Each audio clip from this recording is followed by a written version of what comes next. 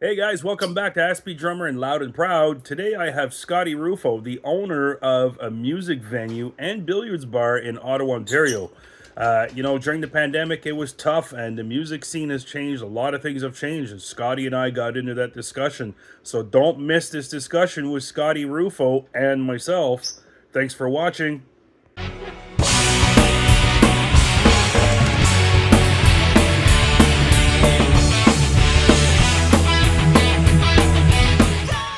Hello, everyone. Welcome back to Loud and Proud. I have with me today Scotty Rufo. How's it going, dude? Going great, Johnny. How are you? Good, good, good. It's warm outside today. It's good.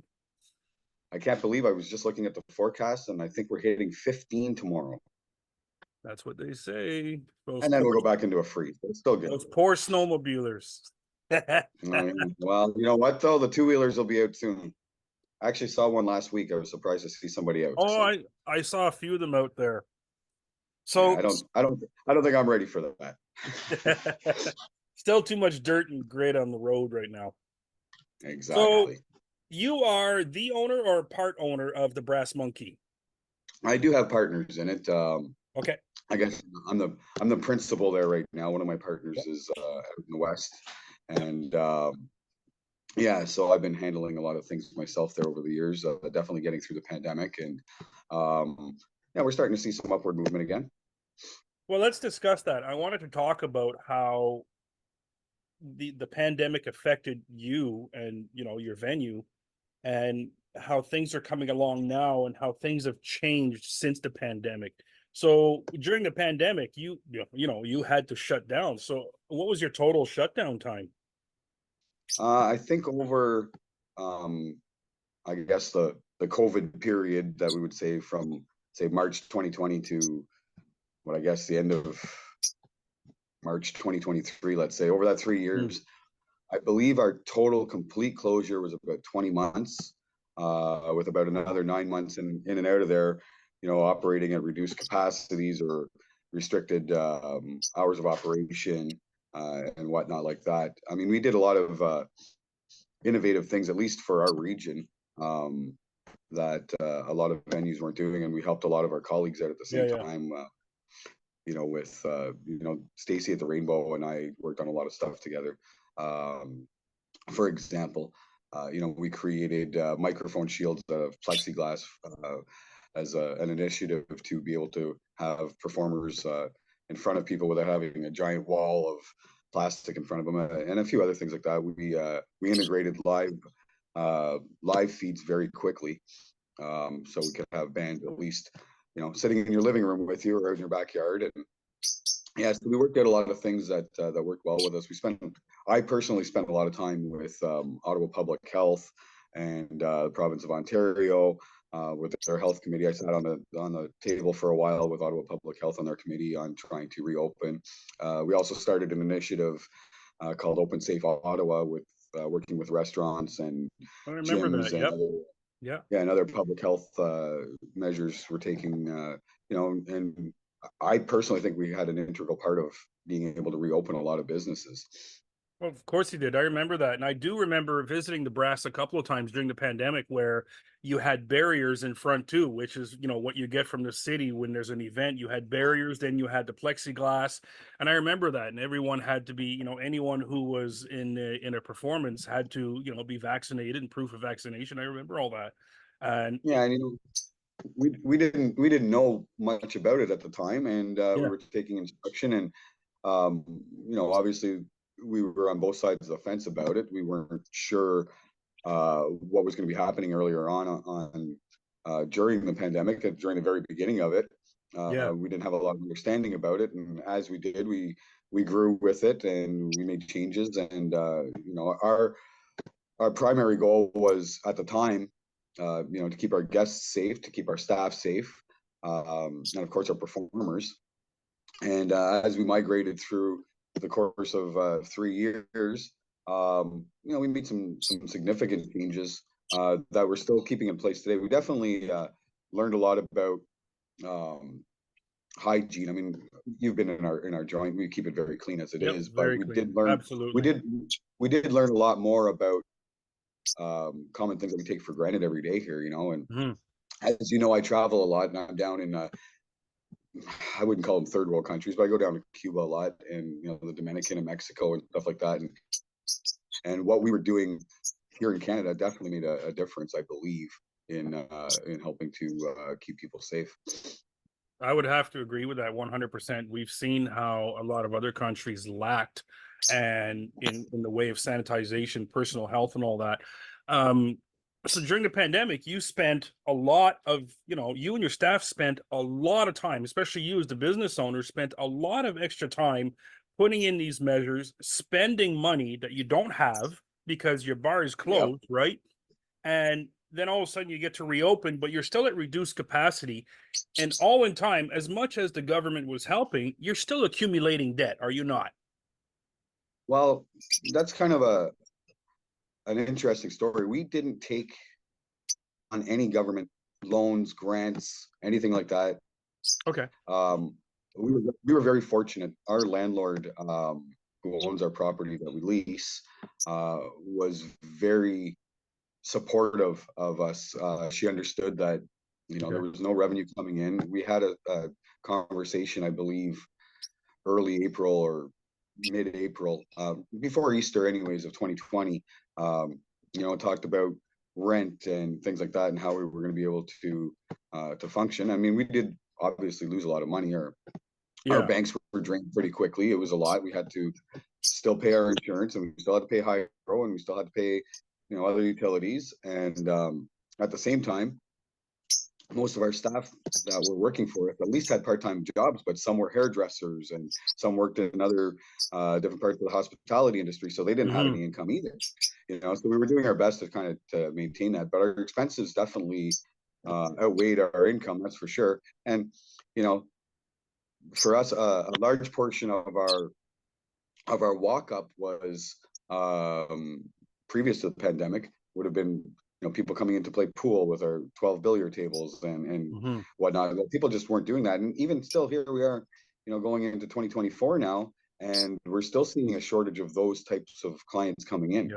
Yeah. On the weekends it's busier, but during the week it's still, you know, we haven't resumed our pool leagues, for example, because some of our older clientele that were joining our pool leagues still at this time still don't really feel safe about it, you know. Really, eh? Yeah, so we're still seeing it. We still have the occasional guest that wears a mask when they come in, and you know, Yeah. that's something that we accept, that that's their choice. It's not something we enforce anymore. Yeah. um you know, it's it's a really touchy subject, especially with a lot of the new data coming out, um you know, and stuff like that. And we're seeing other different types of um you know, viruses and whatnot, you know, with Yeah. Yeah. RSV and changes to influenza and whatnot. And you know, measles is on a upswing again here in our area. Florida It's too. Yep. amazing. Yep. Yeah, you know, so when you start to look at things on a broader level like that, you realize that, you know, as a society, we still have to ensure the safety of those around us, Yeah. and Yeah. you know, we respect that. Um, you know, we have an open door policy. We don't, wherever you're from, it doesn't matter for us. You know, it's Yeah. always been that way. We're very open with our doors.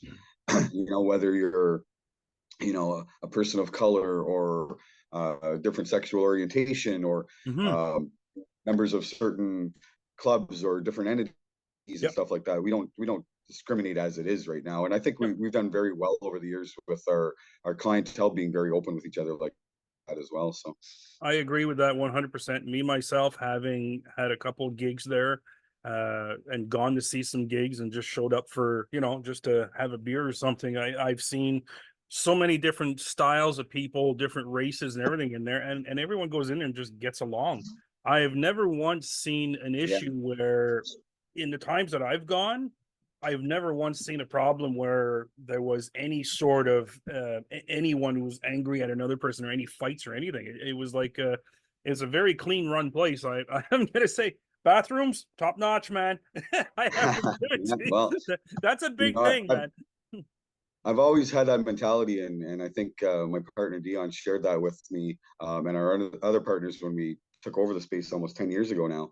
You know, we look at it as an extension of our homes. So Yeah. if you were to come into my home or into my living room, and you've been in my home, you know, I want you to feel just as comfortable in our business as you Hmm. would coming to sit on my couch or in my backyard and we're having a barbecue or whatever it is. Yeah. So I think with any business, it's very reflective of your own personality and how you are in your own lives privately, right? So That makes a lot yeah, of sense, and definitely. it's very true. Yep.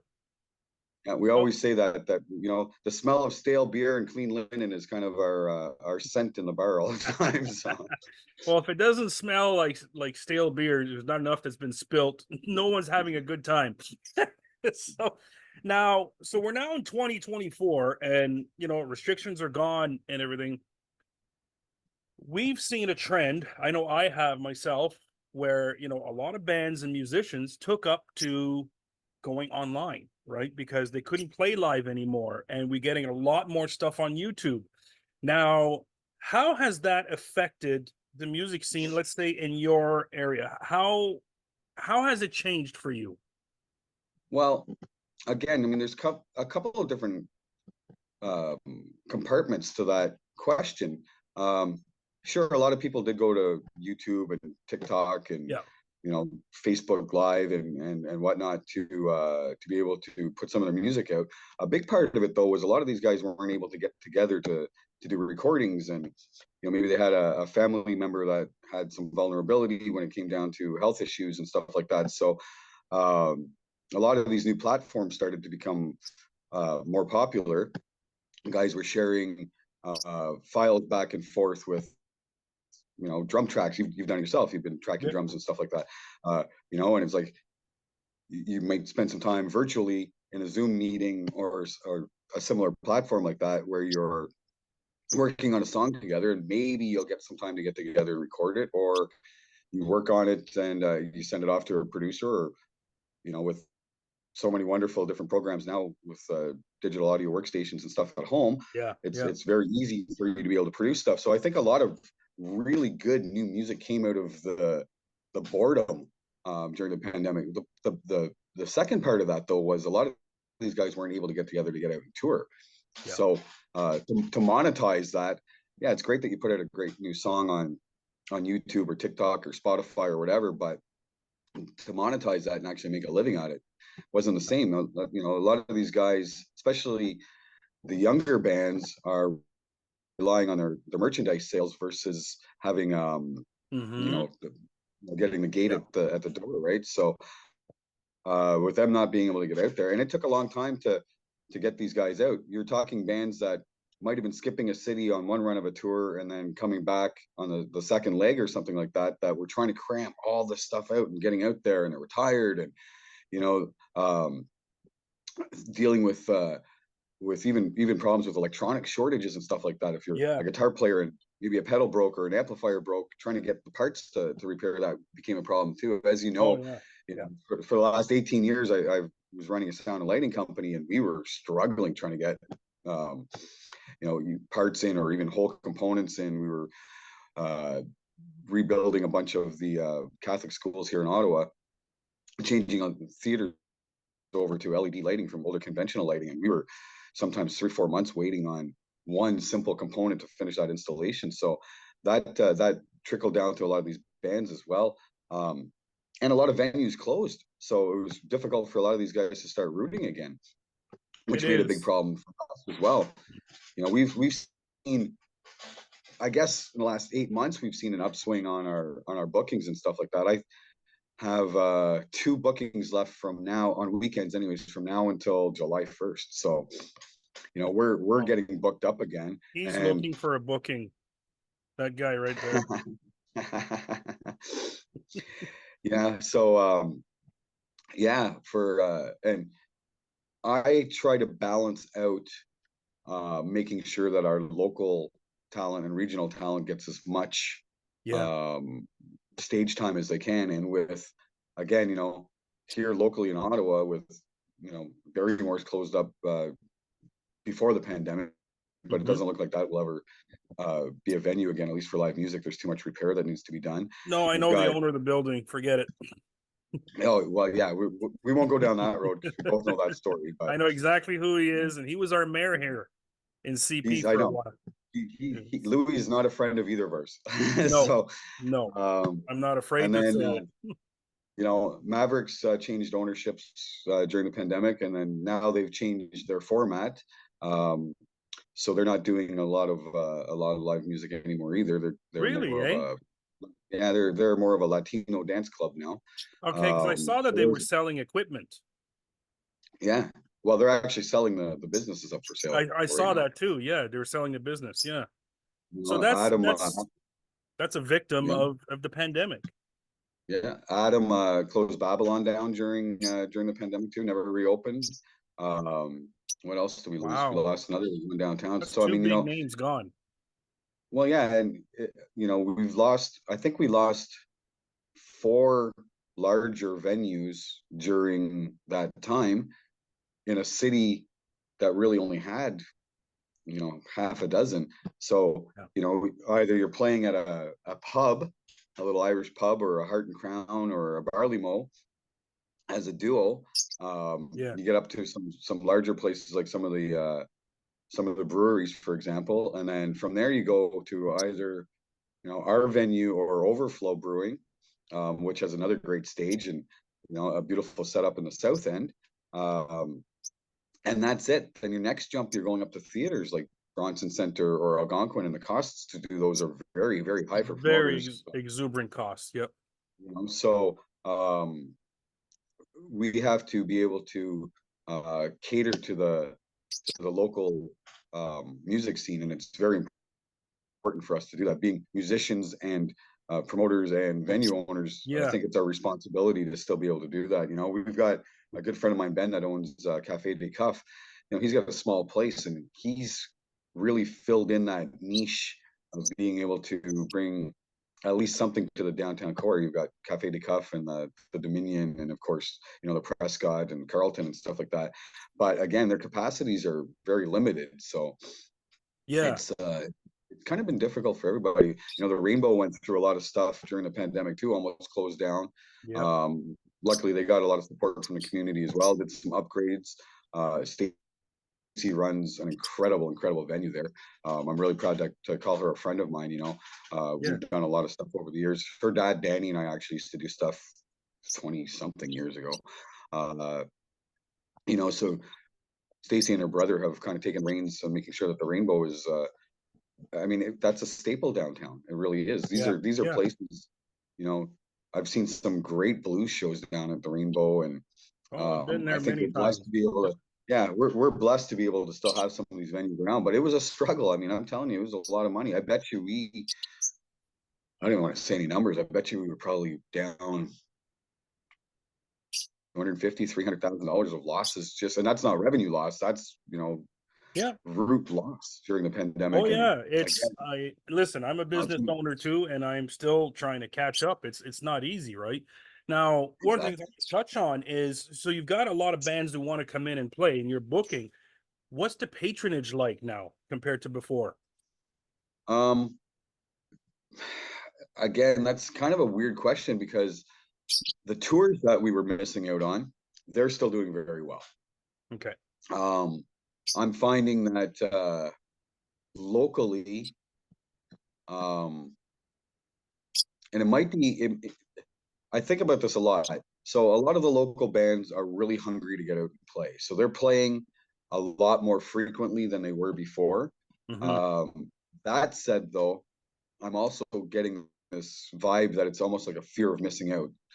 That's missing now. You used to go and look through the listings back in our day. We'd pick up the newspaper on a Thursday night and we'd see who was coming up over the weekend and what we were going to go out Hmm. to see. Um, Now there's so much saturation where it's, I'm going to go see, you know, Johnny and the Surfers are playing this Friday night at Club X or whatever. Oh, I see that they're playing next Friday too. So maybe I'll go do something else. So Yeah. because bands are frequently playing more than they were before, I think we're seeing a little bit of a decline in um, a regular routine with clientele that would just be, I would come our regulars that would just come out because there are more options. Hmm. But again, with the lack of venues, guys are just, bands are booking themselves away very quickly to try to fill that calendar, and they want to get out and they're eager and they want to share that new music. So we're definitely seeing a little bit, probably about 20 to 30% less of our regular, every Wow. weekend kind of clientele. But the bigger shows, that we bring in, like Buck Cherry or something like Yeah. that, are definitely selling right away. Big We names had, always do. It's yeah, always the trend. Yeah. yeah. Now, So we're saying here, what we're seeing is that we're seeing a local band uh going around, but then they're playing every week at a different venue, which allows people to say, well, I'm going to go there instead of there. But because before I do remember seeing a trend where a lot of bands were out playing, but they played mostly, they played different places, but they preferred one venue. They preferred playing at one yeah, place, and we saw that at the Brass, where you had the regular bands who would show up once every month or 2 months, and people would pack in, right? Because they're not out playing every week. And exactly. that's what we're seeing now, is the change in that way, right? We're Yeah, also seeing some, I saw as well in different groups, where we got new bands that sprouted from the pandemic, because a lot of people who used to be in bands decided to do something. They were bored, and they got together and say, hey, yeah, we're going to get our old buddies together and come revive this band. I've seen a few of those happen over the pandemic. yeah. I mean, with my full 5-piece band, it was the same thing with us at the beginning of the pandemic. We couldn't get together. We stopped rehearsing, stopped working on stuff.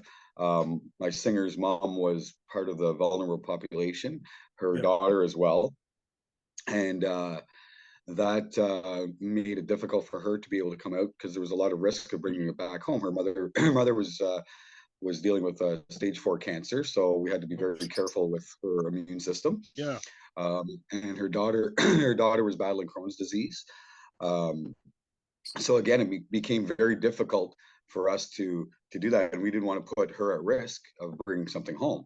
Mm-hmm. So Mm-hmm. that kind of put that project to sleep. At the same time, though, uh, Mike Bassett, who does our open mic nights on Wednesdays, shameless plug here, from 7 till 10 every Wednesday at the Brass Monkey. Mike does our open mic. Him and I started doing Bassett and the Hound. We just, out of boredom, Yeah, put a I little saw that. acoustic Yeah. duo together, and Yeah. we'd be sitting in my backyard and having a beer, and the sun was out and it was shining, and we were playing like 3, 4, 5 hours straight. We were just having a blast out there playing, or we'd Yeah. sit on Michael's couch, or whatever it was, right? And from that stemmed us, all of a sudden people started calling us up and asking if we wanted to book gigs. And we were doing, it was fun at first. We were, our good neighbor Fitzroy, who owns Fitz the Smokehouse, you know he would be doing, he'd have his smoker trailer outside in the parking lot, and inviting the community to come around. And some of the other vendors in our mall would get out, and so we started organizing some different things with our landlord, and some of the other people in the community. Our counselor at the time out in our ward out on Green Bank, and they became outdoor community events. So Mike and I would just sit out there on a couple of chairs, and I can remember sitting outside, with a propane heater in November, playing outside because we weren't allowed inside. Mm-hmm. So we would just play outside the parking lot. It was almost like busking for us in a way. We were having fun. We were getting out there playing some music.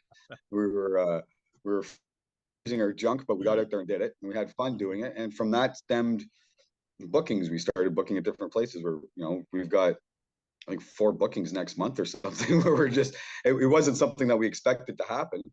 Yeah. Michael also started a great new blues band, the LeBreton Flatbellies, during that, and Cool. so all these different things kind of just, I don't know, manifested out of different Yeah. projects, Yeah. like you were saying. People got Yeah. bored. Yeah. So here at Loud and Proud, I'm really into promoting the local music scene. This and the venues, the bands. How do you feel we could do something to? What would you say that I could do to help out even more?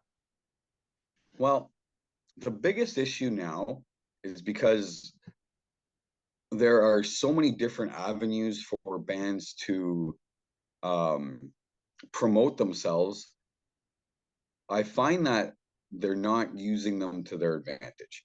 So we have Facebook and Instagram and X, formerly known as Twitter.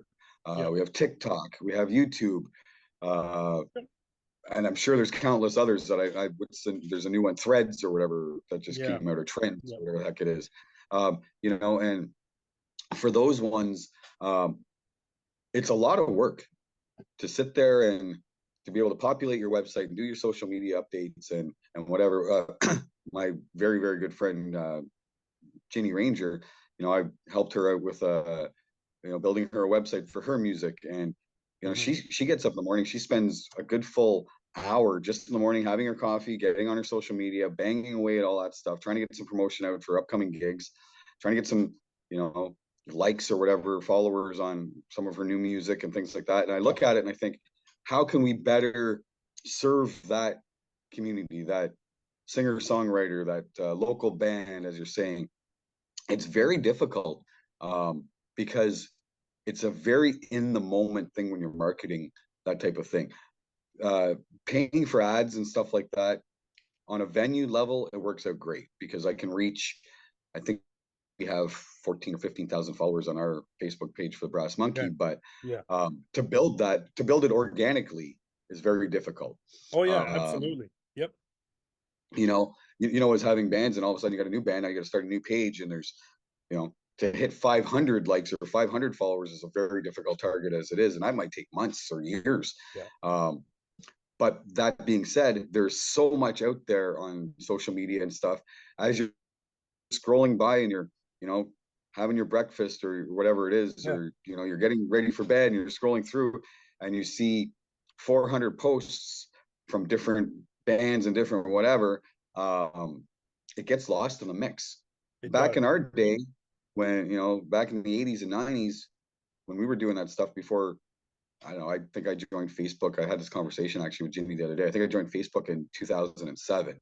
Mm-hmm. So anytime prior to that, we were still going down into the, you know, the community and stapling posters to light posts and I putting remember little those days. making sure that we updated the entertainment sections of all the newspapers and whatever, and that's how the information got out there. But now with social media, um, I find that I can scroll through and see 5 or 6 different posts in seconds from different bands, and it kind of gets uh, it becomes invisible.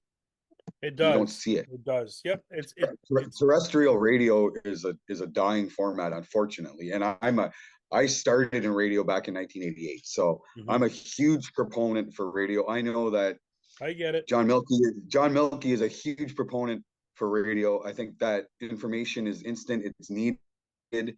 Um, you know, I when I know look that at guy. the big conglomerates like Bell, Rogers, TELUS, Mm. that own a lot of larger stations, um, you know, a lot of it is pumped to them. These jocks that are on the radios now don't have as much freedom and control as they used to have. Yeah. You know, when I worked at 54 Rock back in the late 80s, early 90s, you know, it was WKRP in Cincinnati. Yeah. They were given a feed of what to do. I was lucky. I started in promotions and programming with Gord Taylor, so I learned from one of the best locally in the industry, That's of cool. how to migrate my way through that, you know. And then I started working as a board operator after that, and met a lot of wonderful people that are still very close friends today. Uh, but that said, you know, 30 years ago, getting that information out was very tunneled. You listened to the radio station and you heard, you know, what local stuff was coming up on the weekend. You read the newspaper. You were going to look for it back then. Yeah. Now you're not looking for it. It's so much in your face that I think it's becoming more background noise than anything. And to I get would back to your agree. question, you know, how can you help with promoting that local radio? Again, your blast radio is one of a million online formats now. We're not localized anymore. No. You're being listened to in Afghanistan. You're being listened to in Japan. You're being listened to, you know, in Brisbane, Australia. You're listening to somewhere in Waco, Texas, wherever it is. Somebody's listening to you that may not be local. Yeah. And I know that it's to get a local following for these bands now has become even increasingly more difficult because they have so much reach that the umbrella has been spread out so much. Yeah, so that targeted formatting definitely needs to be addressed, especially with you as a media personality, as Yeah, a small business owner, as a musician. You see it probably a lot more than the average I see Jane it Doe or day in, day John out, Doe man. would. So Yep, absolutely, 100%. yeah, it's tough to increase that reach, and you can bang away on it, and like I was discussing, with my friend Jenny, to be able to promote yourself as a musician or as a band or anything, whether it's a new restaurant opening or Hmm. any type of business now. The we have so many advantages, but at the same time they become disadvantages because there's so much saturation. I think Exactly. that's where I'm trying to say with that. So Yeah. it's difficult, man. It's a tough gig. Well, what I'm going to be doing is we're going to be using the page strictly for stuff like this, promoting local bands and posting, wherever bands are playing, a list of bands are playing here and there. I'm going to be trying my very best to do that. And with blasterradio.com, the good thing is, as much as we're heard around the world, is a good thing is that John is really trying to keep it, centered around Ottawa. What's going on in Ottawa? We're trying, we're all a part of this. We're trying really, really hard because we know that internet radio, well, is, because so many radios, like when I listen to any other radio station now, everything's homogenized in it. There's no more Yep. set platform per city. It's just one guy who's broadcasting, like you said, on the internet. We're broadcasting the world. Well, that's what this guy's doing. He's broadcasting to every province in Canada, and that's, you go from Alberta to to PI, and you're going to hear the same guy with the same music. There's no Well, difference. and you're to circle back around to that, even your local radio station now is online, right? So you Yeah, have, as much as I hate to use their moniker or whatever, we have iHeartRadio, yeah, who has, an app that you can pick a yep, radio station, a podcast, whatever it is, from anywhere. yep, Obviously, that company does a lot of, they push their own branding or whatever, but at the of same course. time, like you said, I can be and Dion's a great example of it. He's out, my business partner at the Brass, he's out in Manitoba. Hmm. His wife is the assistant commissioner. Was that her title? Anyways, the RCMP. Anyway, she's second in command of the RCMP over there. So, but he'll still listen to Rebel 1017 here in Ottawa online because you Yep, can do that now. So he may not be listening to his local station because of that as well. And that again circles back, like I was saying, to what we were just talking about, that it's so global.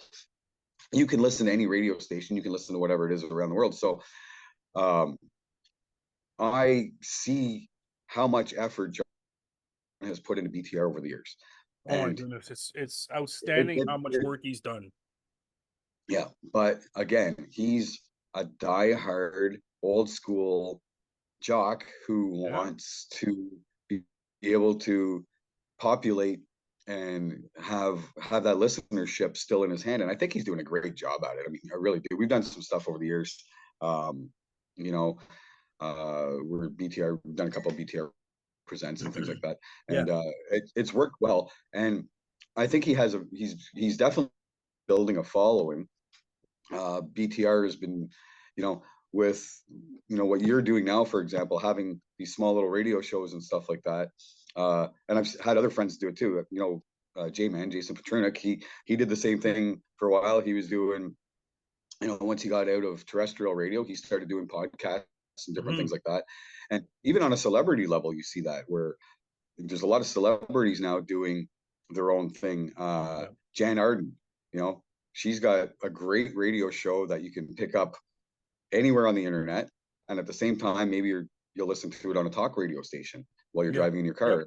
And the True. problem is how do we stop that from being background noise, right?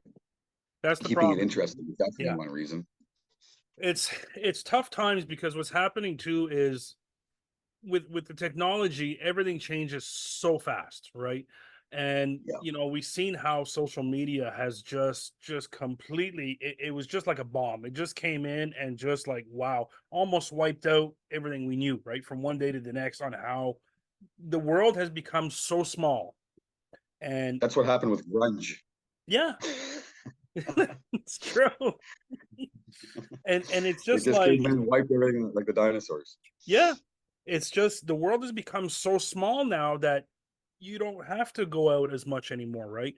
But the bars are still, they're still, I don't care who you are. I encourage people, instead of watching a concert, you know what? Why don't you go try a live venue and feel the energy that you're not going to feel online? You cannot feel the energy of the crowd, the band. It's just not the same. And a lot of people have been stuck to the online thing, but at some point we have to go, you really got to get out there and witness this, because it's just not the same. Look at me. I record my stuff here, and yeah, I have fun doing it, but you know what? I am not having nearly as much fun as I did if I was on stage, feeling the energy of the crowd coming back to me. You know what I mean? There's That's right. feedback, and we don't get Yep. that on YouTube. You don't get that online. I don't care how many, one of the things that I'm really, one of my pet peeves, I'm just gonna say it out loud, is those freaking people on TikTok just lip syncing to stuff, and I'm going, how are you getting 5 million views? Seriously, but yet you got a guy or a girl with an electric guitar putting on something awesome, and she's like just trying to get noticed. I what's Yep. happening with that? You know what I mean? Has the real talent I been blame lost? Kiss. What's Yep. that? I blame Kiss for all that. Said I blame Kiss for all that. I mean, if you're gonna pay $800 to go watch somebody lip sync, you may as well go watch a Kiss show, right? Oh my goodness, yeah, well, yeah, I'm not into Yeah. that at all. But that's a big pet peeve, and I think that has an impact, right? People's mentality has changed, in the way Hmm. they get the serotonin rush from looking at a stupid freaking video online, right? Well, guys, you should see the rush you get when you're out in person at a venue and you're mingling with other people. The pandemic is over. We can't stay isolated anymore. We are a social animal. We are. But we've seen that the pandemic seems to have changed us in the way where people have wrapped themselves up in a cocoon. And now, Well, it was we were conditioned, right, to sort of say yes, we but were. now it's time for us to get out there. And I urge the people, get the hell out there and do this, because what's going to happen one day is, if this continues like this, there's not going to be anywhere left to go. You can only survive Well, so long. another problem with that though became during the pandemic, and I think coming out of the pandemic was like the rate of unemployment went up, Yeah. the rate of inflation went up, our costs of Oh, goods went up. We haven't changed our yeah. pricing at all since the beginning of the pandemic. Yeah. Yeah, some of the bands might have put up the door ticket price or whatever, but I still think it's great value. I mean, if you're going out, Yeah. if you go out and see 2 or 3 hours of live music for $15, $18, you know, what do you what are you paying at a movie theater now? It's got to be, I don't know, I haven't been to a theater in forever, but I'm sure a couple going out to a theater is probably dropping $100 by the time they pay for their Oh, tickets and for their sure. Oh, popcorn and easy. whatever else. Easily. Easily. Date nights have gotten expensive, so we're seeing that as well. Yeah. Our our amount of revenue per person has definitely dropped. People just don't have the money in their pocket anymore. Yep. You know, our I took my daughters out to go get some groceries last night. Came home $150 with 3 bags of Yeah. groceries on. We didn't buy Yeah. any. There wasn't even any expensive groceries in there. There was no meat in there yet or anything like that. Yep. It's it's wild that our costs have gone up. Rent has gone up. Fuel has gone up. Well, Everything. here's, you know So they what? don't have that liquid capital. I am so I am not gonna hold back when I say I blame a lot of politicians right now. The carbon Mhm. tax came in at the wrong time. That should have been, whoa, okay, let's hold back here. We're gonna head into a recession. This is not time to do this. the extra beer tax is coming in again, you know, in April. Yep. It's okay, guys, come on, man. At what point do you say enough is enough? And the Yep. inflation rates. Oh, Bank of Canada. Okay, hold on a minute, man. We know how the system works. We know how it's. I'm not going to hold back on this. We know how it's rigged up. Okay, it's rigged up to make money. That's how it works. But at what point do we draw the line and say enough? You know what I mean? Yeah, people are hurting. There's a lot more unemployment. I'm seeing it myself. I mean, come on. I've had clients who sold their motorcycles. I just Mhm. sold two of mine just to try to make ends meet, just to try to keep this going in my shop. You know, I'm seeing it. Um, Yeah. man, there's so much going on, Scott. It's ridiculous. And But well, and there was a lot of changes of careers during that time too. I know for oh myself yeah, in the entertainment industry, yep, you know, we lost a lot of union stagehands and yeah, seamstresses and tailors and you know, people that were out doing these shows.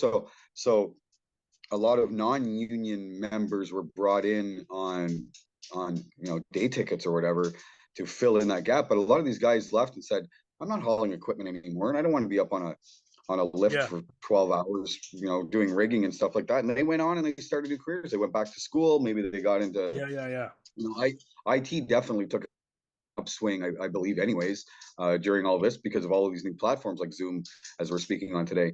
So there Yep. needed to be a lot of infrastructure. I know for us at PSL, we did so many camera and video installations and whatever, especially in churches, like, you know, houses of worship. Boy, I can't even tell you. I lost count at how many, you know, really good quality video installations we did with multiple cameras and stuff like that, and taught parishioners and clergy and whatever how Yeah. to use the equipment so that they could still get their messages out to their followers. You know, we did a big one down at Christchurch Cathedral down on Spark Street in Ottawa. I mean, that's the head of the Anglican Church for our region, and Hmm.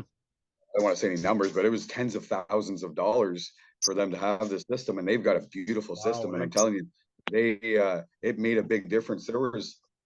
They had a funeral. I can't remember who it was, but it was a an older regional politician that had passed away, and the funeral was like, I think they had their stream alone was over 10,000 people watching this funeral. Like, Wow. you could never have done that pre-pandemic. Nobody was doing it. So yeah, I was happy to be able to jump on board to be able to facilitate a lot of that because I think a lot of people that were shut in, um, you know, whether you're following a religion or or whatever it was, people still needed to have that space to go to, and Yes. when they Yes. couldn't get there physically, you know, it's kind of a handshake, right? We used to call the Brass Monkey, you know, the Church of Rock and Roll, and we kind of laughed about it or whatever. But it really was, in a sense, you know, when you take the root definition of church, it was a place to gather, and Yep. that's what we were for a lot of people. And a lot of people needed that, and a lot of people became very depressed not having that. Yeah. Um, Oh, for you know, sure. so Oh, 100%.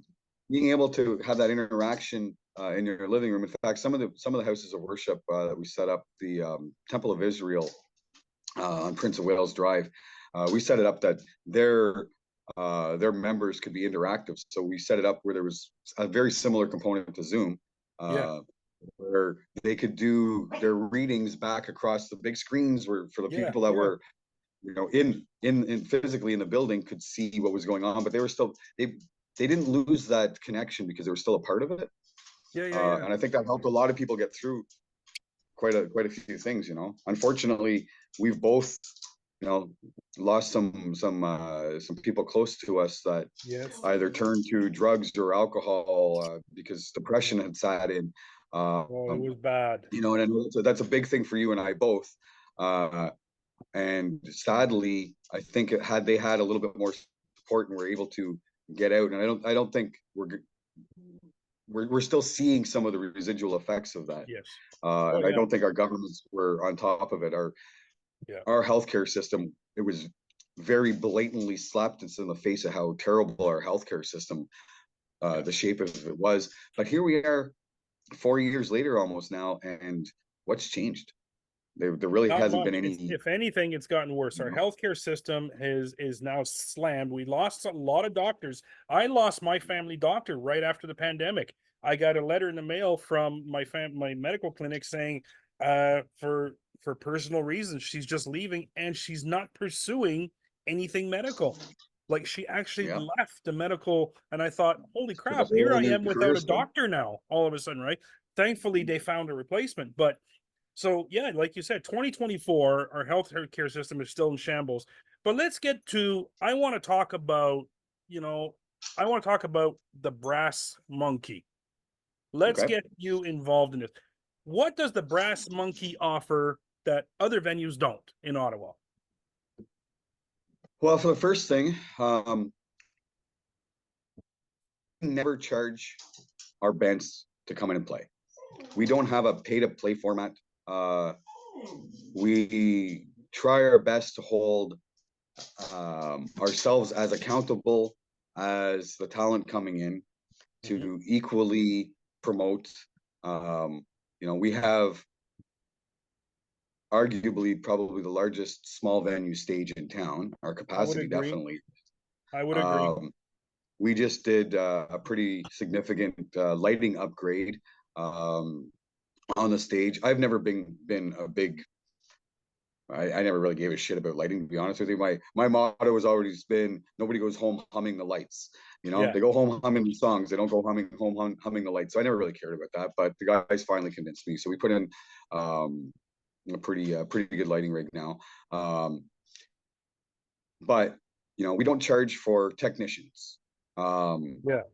we don't charge for door staff. We don't charge now. I'm gonna put an asterisk on that because when promoters come in and we're not making anything back off of the door or anything like that, then yeah, we do have a small fee that we charge them, but generally we don't take a percentage from a local band. They get 100% of what they receive at the door. If it's Yeah. a snowstorm, a blizzard, for whatever reason, something happens, and it's a lighter night. We always try to at least find a minimum amount to pay the band, and I've paid bands out of my pockets. I mean, it Mhm. happens. When our tours come in, I was looking at some memories the other day. We had Death Angel come in, and it was American Thanksgiving. And my staff all got together the evening before, started cooking turkeys and pies Yeah. and traditional Canadian food, tortillas and whatever, right? And we started doing all. So when the guys came in, they were blown away. They said, "We've never had hospitality like this." If you remember back when I had Salute, when I had the restaurant, I would cook, uh, Yep. dinners privately just for the bands when they came in because they're on the road, and Yeah. I they're remember that. eating. Who wants to live on a pizza sub or a hoagie from the 7-Eleven or the gas station or whatever it was, Irving or whatever, right? I mean, so that became very important for us right at the beginning, and that's something that we still do for a lot of our touring acts. Um, Definitely promotion. I've been a little. We had problems with our website getting hijacked. Somebody erased all of our data. I finally got it back up and Oh, running. I was having a hard time getting into the calendar, and so been that's working on that terrible. the last couple of weeks. It's a lot of work to rebuild all of that. Well, I know it is. Um, but again, our social media presence is very, very good. Um, Yep. we spend quite a lot of money on advertising on social media to at least, but as we said, those are just a blip, right? You scroll past that stuff, and sometimes you don't even notice you're in zombie land and you're flicking by. Some of the other things that we offer. You know, we're we I got a struggle with dog here trying to get attention. yeah, me too. Mine's running around here. It's He's pretty funny. like, Uh, hey. yeah, being in the basement, we definitely have an issue with accessibility, which is something that I've been trying to work on for years and years and years. Yeah, Um, but we do our best to be assistive for those who have difficulties getting around. Yesterday we had one of our music schools, which is another thing that we try to do for the community. We donate our stage minimum once a month to some of the different music schools around town. The that's kids get to awesome. come out. yeah, the kids get to come out and showcase their talents and what they've learned. I've watched some of these kids from 3 or 4 years old. Now they're 12, 13 years old, and been able to watch them grow musically, which is a big thing because we also get to watch them grow and come out of their shell. They Yeah. were shy, timid, it's helped build self-confidence, build teamwork. To me, that's a big thing. Having Yeah. kids myself, watching some of these youngsters who are very, very anxious, to be able to get up and play on that big stage in front of their parents. So, touching back on accessibility, I had some of our senior community in watching their grandkids yesterday. They messaged me in advance a couple of days earlier. The son did, and said, my parents are quite older. They have issues with mobility, getting up and down stairs, and they need a place to sit. I said, you know what, Bruce, no problem. I'll give them, we'll reserve them a table. I try not to do reservations, but Yeah. we'll reserve them a table because I want to ensure that they're comfortable. They're out there supporting their grandkids, and there's nothing greater than that, man. I'm telling you, when you're a little guy up on stage or a little girl up on stage, and you see your grandmother cheering along, or your grandfather, That's has true. his phone out and he's recording you. Those are memories that will last a lifetime. And for that kid to look out there and see that and hear the crowd cheering, and we bring in, if it's not myself or Lars or David in there, we've always got a technician that handles the stuff for the kids. They get the full package. They get the full light show. They get the Yeah. smoke. They get, Yeah. they Yeah. get the effects on their voices, and so that's another thing that we offer that I don't think a lot of other venues do. We offer our spaces up to communities. We did during Hanukkah, we donated our space to the youth that are part of the Jewish community in our area. Mm-hmm. Gave them the space. They were able to do some of their ceremonial stuff before. Then they all played pool. We made sure to discuss with the rabbi that was handling and stuff, making sure that we were, I wouldn't say compliant, but doing our best to at least understand Yeah. their needs as a community, making sure that some Good. of our items were kosher and stuff like that, and I think that's an advantage that we've had, working in the community, Yeah. touching back to me working in radio 40 years ago, 35 years ago. My parents were very strong community advocates. My grandparents were. I was blessed to grow up in that generation where you actually went out and Mm-hmm. did something for your neighbor. We don't see a lot of that anymore.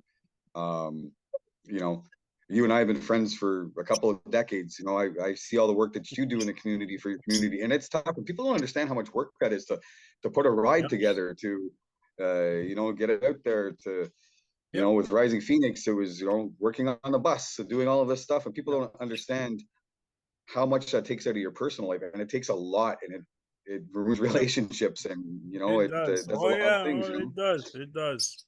Oh, and the brass but was involved in a lot of stuff that we've done, and I have to say a big thank you for that. I mean, you've hosted rides and charity events, and I want to end this with, I want you to tell me, how do I find out where the brass is? What's the website? Where are you? we're at brassmonkey.ca. Find us on Facebook. Brass Monkey Ottawa, I believe, is our handle on Facebook. You can search it up. You can find us anywhere. Our Instagram.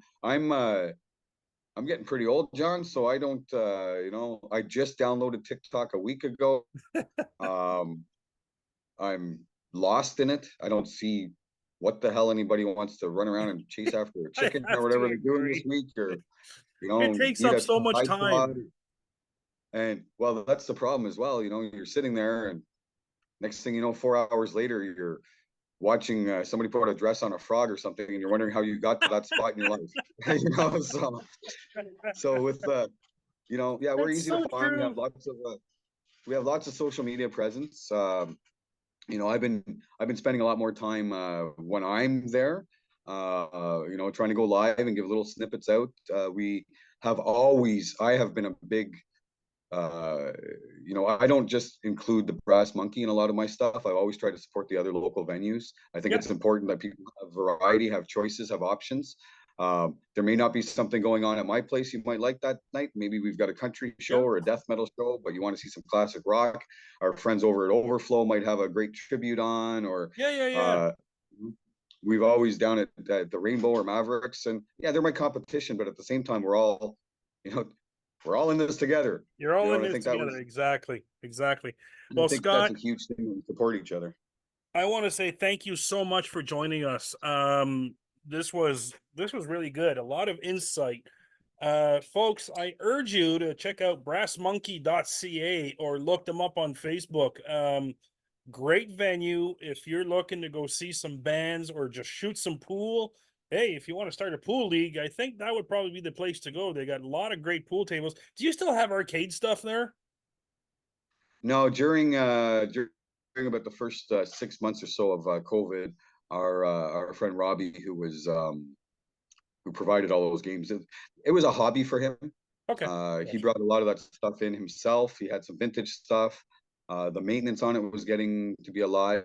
Yeah. Of course, he was unemployed during that, so he sold off a lot of the stuff. So he took most of it out.